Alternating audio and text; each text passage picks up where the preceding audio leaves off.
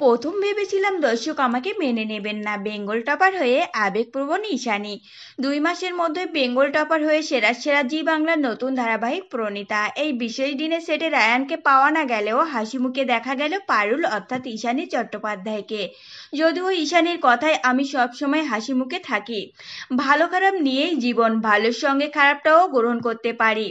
প্রথম ধারাবাহিকে এতটা জনপ্রিয়তা পাওয়া, পাশাপাশি আবার বেঙ্গল টপার হওয়া, কি বললেন পদ্মার পারুল। ঈশানীর কথায় আজকের চেটে প্রায় কেউ নেই, তাই সবাই মিলে একসঙ্গে মজা করতে পারছি না, তবে সবাই দারুণ খুশি। মিষ্টি খাওয়া হবে নিশ্চয়ই, তবে শুধু সাফল্যকে মনে রাখলে হবে না, আমাদেরকে আরো পরিশ্রম করতে হবে যাতে দর্শকরা এইভাবেই ভালোবেসে যান এই ধারাবাহিকটি। তবে ধারাবাহিক শুরুর আগে একটা মন খারাপ ছিল ঈশানীর।